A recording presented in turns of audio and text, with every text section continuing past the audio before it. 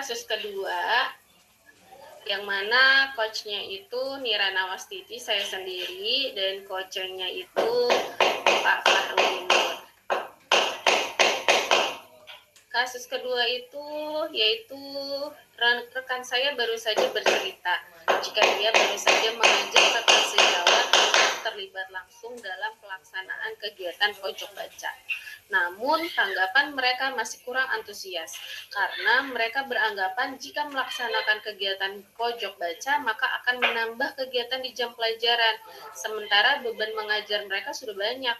Sementara program pojok baca ini belum mendapatkan legalitas ataupun persetujuan dari kepala sekolah. Bagaimana Anda menyikapinya? Assalamualaikum warahmatullahi wabarakatuh.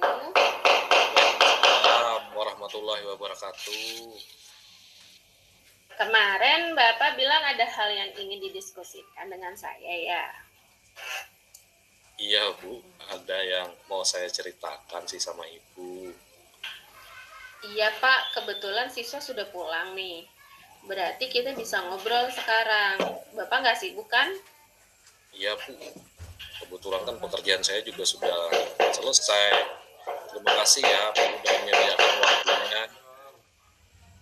Oke Pak, kita santai aja ya Pak. Nggak masalah sebenarnya nggak masalah sebenarnya. Apa yang Bapak ingin bicarakan dengan saya? Gini loh Bu, saya kan kemarin mencoba nih mengajak teman-teman untuk terlibat di dalam kegiatan pojok baca. Nah, namun tanggapan mereka sepertinya biasa-biasa aja tuh Bu. Nah, mungkin hal tersebut dikarenakan mereka khawatir nih Bu, pelaksanaan pojok baca nantinya akan mengganggu waktu mereka dalam mengajar. Kalau memang begitu permasalahannya, apa yang Bapak harapkan dari diskusi kita hari ini? Saya inginnya teman-teman dapat terlibat langsung sih Bu dalam kegiatan pojok baca yang akan dilaksanakan ini nantinya. Nah, tapi kan benar juga tuh apa yang dikatakan teman-teman. Kan kegiatan pojok baca ini dilaksanakan pada jam pelajaran nih Bu. Seperti mengecek keadaan buku dan mengamati siswa sebagai tolak ukurnya nanti. Begitu Pak. Terus bagaimana respon kepala sekolah? Sebelumnya belum meminta persetujuan sih Bu secara resmi pada kepala sekolah. Pembicaraan pelaksanaan program pojok baca ini secara lisan sudah disampaikan sih, yang mana kan kegiatan pojok baca ini nantinya kan sudah disampaikan untuk menumbuhkan budaya literasi di lingkungan sekolah. Nah, maka saya sangat mengharapkan peran aktif dari wali kelas. Iya benar sih Pak. Hal tersebut yang Bapak tadi bicarakan, Bapak sudah nggak jelasin gagasannya ke kepala sekolah? Sudah sih Bu, namun respon beliau biasa-biasa aja, mengingat kegiatan akhir di tahun ini kan sangat padat nih Bu, seperti UKK, kami ada US, ada PKK. Nah, jadi kemungkinan kepala sekolah itu lebih menyarankan saya menunda pelaksanaan kegiatan pojok baca ini, kan kegiatan tersebut membutuhkan anggaran. Oke. Menurut saya sebenarnya apa yang Bapak lakukan tidak salah. Namun karena penjelasan dan pemaparan materi tidak dituliskan, tadi baru secara lisan ya Pak ya. Jadi penjelasan dan pemaparan materi itu tidak dituliskan secara resmi dalam bentuk proposal, sehingga pemahaman kepala sekolah masih tidak begitu mendetail terkait dengan pojok baca yang Bapak maksudkan. Mungkin juga sih Bu. Terus kira-kira solusi apa yang Bapak pikirkan untuk masalah ini? Ya karena penyampaian yang saya lakukan secara lisan dan juga kepala sekolah kebanyakan kegiatan, sehingga apa yang sudah saya sampaikan hanya didiamkan saja. Padahal pojok baca ini kan sangat bermanfaat tuh Bu untuk mengembangkan budaya baca yang ada di lingkungan sekolah.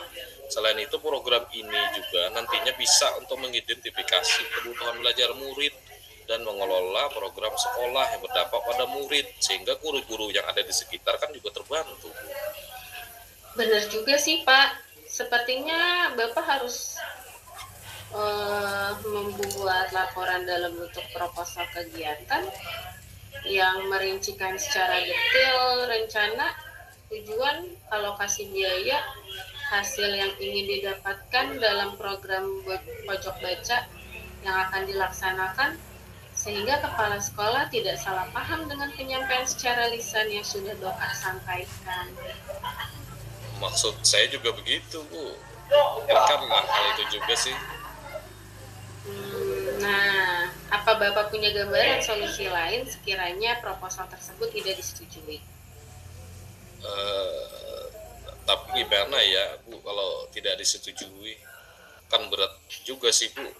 Padahal kan mengingat program ini sangat bermanfaat, terutama dalam upaya membiasakan budaya literasi, Bu.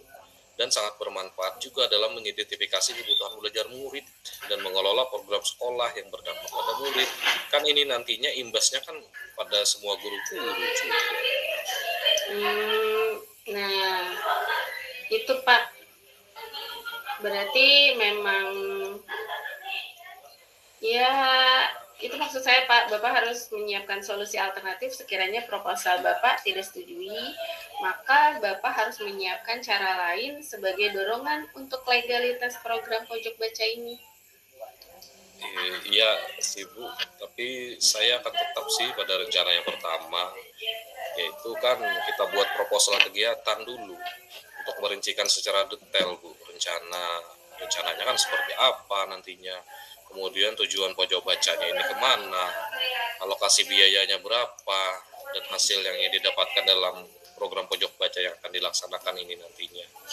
Nah, jika memang proposal tersebut nantinya tidak disetujui, maka saya akan menyiapkan Bu rencana yang kedua, yaitu menjelaskan mengenai manfaat pelaksanaan pojok baca pada lingkungan sekolah. Selain itu kan nantinya saya akan memaparkan juga Bu sekolah-sekolah yang sudah sukses menerapkan pojok baca ini.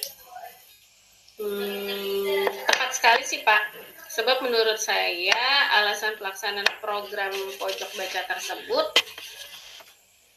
harus dipaparkan pada kepala sekolah sehingga proposal tersebut menjadi kuat dan kepala sekolah memahami maksud dan tujuan Bapak. Ya sih Bu, saya juga ingin agar program pojok baca ini dapat berjalan, sehingga nantinya rekan sejawat dan siswa dapat merasakan manfaat budaya literasi yang dikembangkan di sekolah. Nah, sekarang kita susun komitmen Bapak nih. Kira-kira kapan Bapak akan menyelesaikan proposal kegiatan dan menghadap kepala sekolah? Kira-kira nunggu 1 bulan lagi deh Bu, mengingatkan bentar lagi nih kita libur puasa dan lebaran.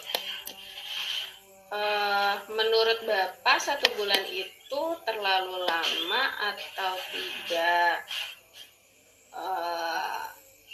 Apa menurut Bapak harus sesegera mungkin dilaksanakan program pojok baca tersebut supaya yang diinginkan Bapak itu segera terrealisasi?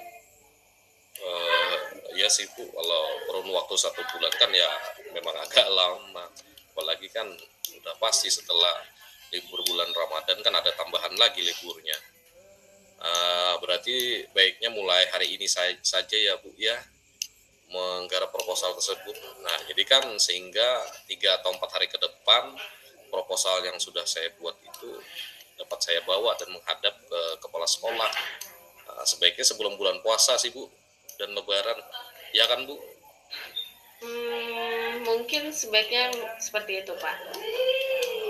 Berarti saya akan membuat nih Bu proposal kegiatan yang merincikan secara detail seperti rencananya pojok baca itu nantinya, tujuannya mau kemana pojok bacanya, alokasi biayanya berapa, dan hasil yang ingin didapatkan dalam program pojok baca yang akan dilaksanakan. Nah, nanti kalau kepala sekolah ragu dengan proposal tersebut, baru saya jelasin lebih rinci manfaat pelaksanaan pojok baca tersebut. Dan saya juga akan menyiapkan Bu sekolah-sekolah mana saja yang sudah berhasil menerapkan program pojok baca ini. Nah, sehingga proposal yang saya buat itu akan menjadi kuat dengan menambahkan paparan argumentasi. Nah, iya Pak, benar. Kita sebagai guru tentu harus bertanggung jawab dan berkomitmen terhadap perkembangan sekolah. Mengingat tugas kita sebagai guru bukan hanya mengajar, namun juga harus belajar sehingga apa yang Bapak laksanakan tersebut sangat bermanfaat bagi rekan-rekan guru lainnya. Kapan kepastiannya Pak mau menghadap ke kepala sekolah? Kapan ya Bu, menurut Ibu nih? Secepatnya sih Pak, agar nanti tidak keteteran dalam penyusunan dan penerapan program pojok Bapak yang akan Bapak buat. Ya sih Bu, mungkin ya sebaiknya memang demikian. Kira-kira 3-4 hari lah Bu, atau sebelum liburan puasa ini saya akan ngebut di ngerjainnya dan segera menghadap kepala sekolah untuk menyerahkan proposal kegiatan tersebut. Terima kasih sarannya ya Bu. Iya Pak, sama-sama. Semoga program pojok Bapak yang Bapak rencanakan dapat terlaksana dengan lancar. Oke deh Bu, amin. Kalau begitu saya izin permisi ya Bu. Iya Pak, sukses selalu ya Pak. Semangat.